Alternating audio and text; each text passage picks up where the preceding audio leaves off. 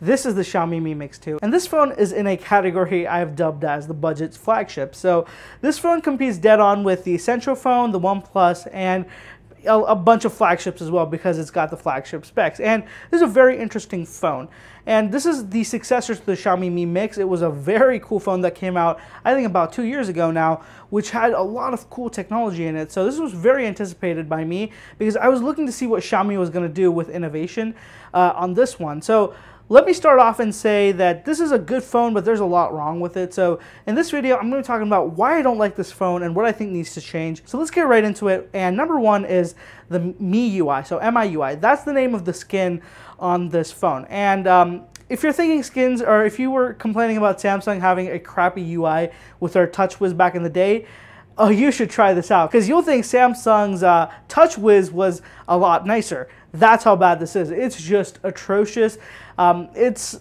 I don't know why companies still do this. It's very clear that people prefer a clean stock Android look, but they still provide these really weird skins. I think it's kind of in a way to differentiate them from others, but then they just end up copying others. So the skin on this is very reminiscent to what you would see on an iPhone. So there's the apps, the pages of apps and all that. So I don't know why they went with this weird choice for the UI, but it's just not that good.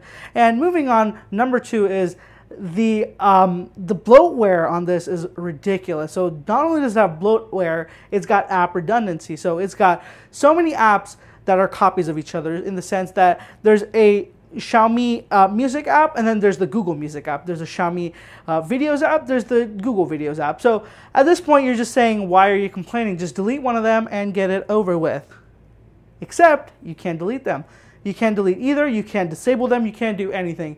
They're going to be there on your phone, and they're going to take up space, and there's nothing you can do about it, which sucks, because, I mean, why would you do that? I don't even use those apps at all. I just use another app from the App Store. So now I have 3 apps for videos, and I can't get rid of the 2, and the one I want is the only one I want. So it's just a big thing there, and I really hate that the UI it's locked down in weird ways where you can't control some of the things you really should be able to on an Android, which I don't know why they did that. I really hope it changes in the future, but for right now, it really sucks. And I really wish that they would ditch that kind of stupid forcing you to have their own apps and then forcing you to, have the combined Google apps. So it just really doesn't make sense to me. Keep something, keep it simple. Don't reinvent the wheel, Xiaomi. That's honestly the only advice I can give you with this. Number 3 is the lack of availability. This phone is only available in 2 markets, as far as I know, China and India.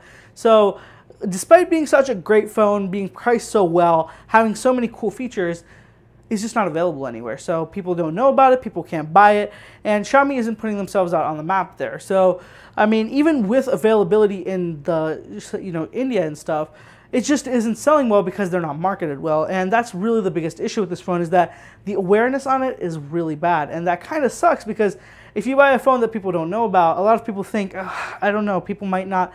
There's always that judge factor where people want phones that look good in front of other people, and if this phone isn't really known by others, people don't really know, it's just another Chinese brand, even despite being such a great phone, it kind of gets lost out there in the sea of other phones. Number 4, the Xiaomi Mi Mix 2S. That's the updated version to this phone, and it came out months ago, months and months, but it only came out in China. So that one fixed a lot of issues on this. It gave it a dual camera system, wireless charging, all this cool stuff, but it's not available. So it kind of works in there where, this phone is so good, but then they don't make it available to others. It's tough to purchase. It's really not in stock anywhere either. So it's just a lot of headaches. And Xiaomi really needs to fix that as a company, not just as the product, to make it available to people and to market these better, because they definitely have the potential to be better phones. Number 5, the display. Now, while the display is really cool and it's got that no notch, very thin chin at the top and very minute at the bottom as well, the one thing that sucks about this phone is that display is just not up to the mark. It's only a 1080 display, and it's an LCD IPS.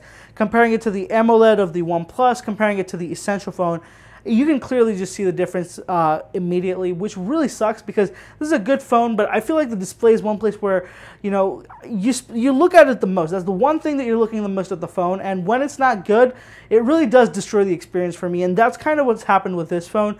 While I really do like a lot of things about it, the fact that the display isn't that good makes me always kind of go back to the essential phone of the OnePlus 6 when I'm kind of in the mood for that budget flavor, and it really does suck because I know that Xiaomi can put in better displays. They have them, they just don't want to keep the cost down. So I really hope that that display game improves with the next iteration of this device. Number 6. Now, as I was talking about the display, in order to get that really thin, almost no bezel look on the top, they had to shift everything from the top to the bottom. So the bottom has this little chin here, and weirdly enough, the camera isn't in the center, as you'd imagine. It's on the left here, on the right, I'm sorry. And what's weird about that is, you use your phone like this. This is how I hold my phone. And the way I hold my phone, it constantly smudges up this camera. So every time you're holding the phone, you're smudging up the camera. And that means that every time you use the front camera, you have to not only flip it over, which is a different story on its own, you have to wipe it with your shirt like this, and then clean it, and then be able to use it. If you don't, your photos are going to be blurry, and I don't know why they would position it on the right side where clearly people rest their hands and their palms. Being in the center would have just solved that issue completely, but it's on the right, and it is what it is. But that is something definitely to keep in mind. So if you do like to take a lot of photos with the front camera, this probably isn't the phone for you because it's just too much work. Number 7, the single speaker. So a lot of these phones have single speakers. Even the OnePlus 6 only has a single speaker, but at least those speakers are loud. On this, the speaker just doesn't cut it. It's not that loud. The effect is decent, not the best, and then overall it just doesn't feel like it's worthy of this phone. A dual speaker is definitely a must now, and without that, it really does suck. I mean, it's okay, but I really wish that the display would be, the speakers would be better, because the display is nice, there's no notches.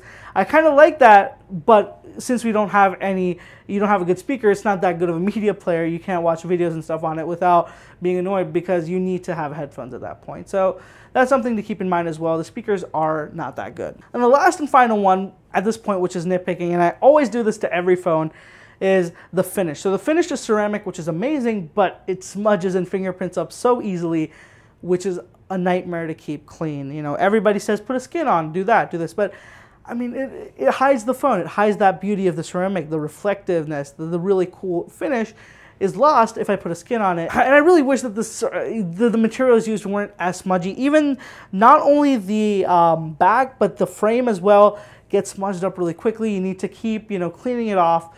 And for people who like to keep their devices clean like me, it really sucks. So I really wish that wouldn't be there. Again, this is nitpicking. I do it in every video, and I get roasted for it every video, but I'm still going to do it because that is something I don't like about this device.